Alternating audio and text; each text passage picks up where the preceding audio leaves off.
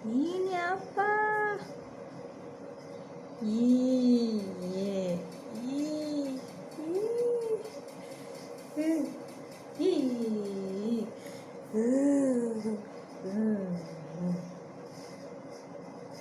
iya.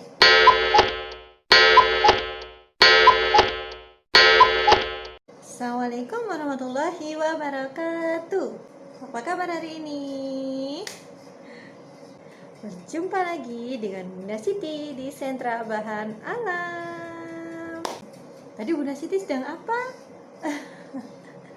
Tadi Bunda Siti sedang memperagakan ekspresi orang yang sedang merasa jijik. Gitu ya. Tangan kita seperti enggan memegang sesuatu. Dan kita hanya menggunakan 2 jari untuk memegang benda tersebut. Seperti Bunda Siti tadi ya. Sambil mata kita Jadi ada beberapa orang mengalami perasaan jijik.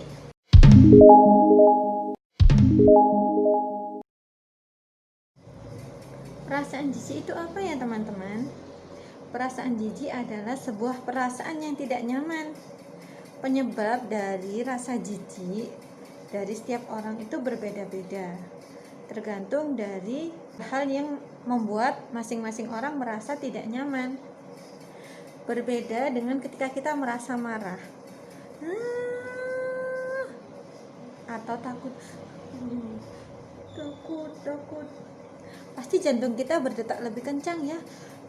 Pada jantung ini terdengar suara jantung kita yang lebih cepat. Ketika kita merasa jijik, detak jantung kita menjadi lebih pelan dan tubuh kita terasa lebih lemas. Saat kita merasa jijik, kita pasti merasakan sesuatu yang tidak nyaman dalam perut kita. Kita merasakan sekilas rasa pusing dan mual atau rasa ingin muntah ketika melihat sesuatu yang tidak kita sukai.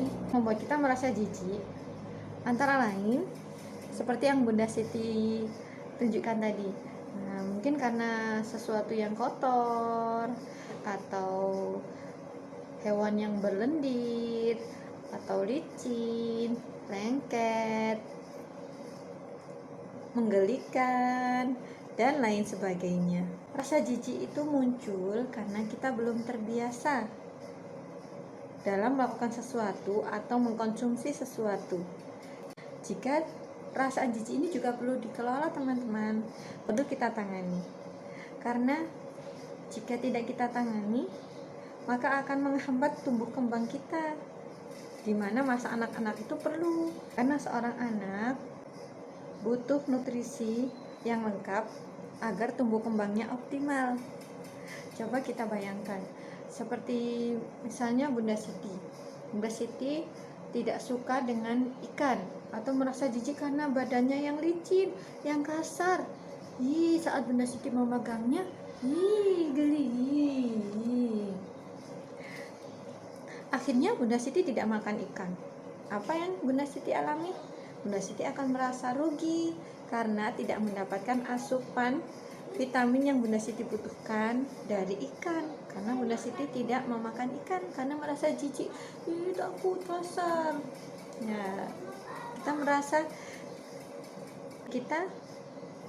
jadi rasa jijik Bunda Siti pada ikan akan menghambat tumbuh kembang Bunda Siti sehingga tidak optimal.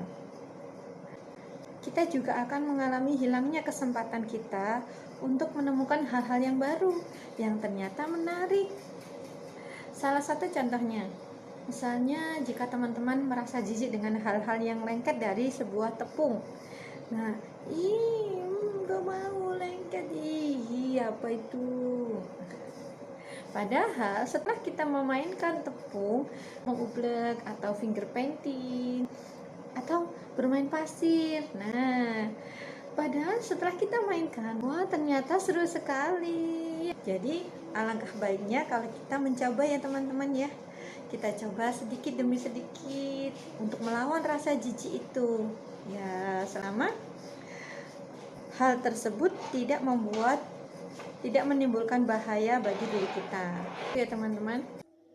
Terlepas dari perasaan jijik yang menurut kita itu sangat tidak nyaman, tapi rasa jijik itu sebenarnya sudah Allah rancang untuk kita, untuk melindungi kita dari hal-hal yang berbahaya. Contohnya, pertama, saat kita mencium aroma yang tidak sedap dari susu yang basi atau telur yang busuk, maka kita secara otomatis akan langsung membuangnya.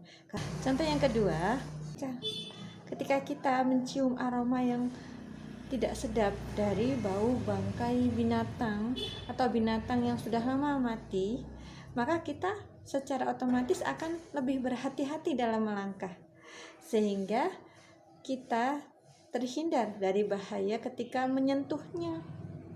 Intinya, selama suatu hal yang kita jauhi karena merasa jijik, selama hal itu tidak menimbulkan bahaya untuk diri kita, maka ada baiknya bagi kita untuk mencoba, supaya kita menjadi terbiasa dan tidak lagi merasa jijik terhadap suatu hal tertentu.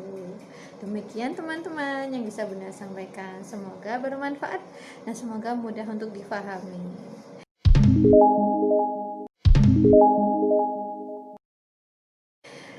Kegiatan kita kali ini adalah mencuci kaos kaki yang kotor.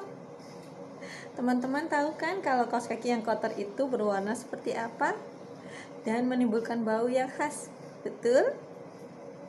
Jadi, mari kita bantu Mama untuk mencucinya. Kaos kaki umumnya cukup sulit untuk mencucinya hingga bersih. Perlu kita rendam dulu beberapa saat agar kotoran-kotoran pada kaos kaki tersebut bisa luntur dan lebih mudah untuk dicuci. Selanjutnya bisa kita cuci menggunakan media sikat atau cukup kita kucek dengan tangan. Nah, boleh menggunakan apa saja yang membuat teman-teman nyaman. Kemudian kita lanjutkan proses pencucian kaos kaki dengan membilasnya sampai bersih dan kemudian menjemurnya. Setelah kaos kakinya bersih, teman-teman bisa bandingkan bagaimana ya warnanya kaos kaki saat masih kotor dan bagaimana warnanya setelah sudah bersih, dan aromanya ketika masih kotor bagaimana, dan ketika sudah bersih bagaimana dengan aromanya. Oke, Bunda tunggu informasi dari teman-teman. Selamat menikmati kegiatan kita kali ini. Wassalamualaikum warahmatullahi wabarakatuh.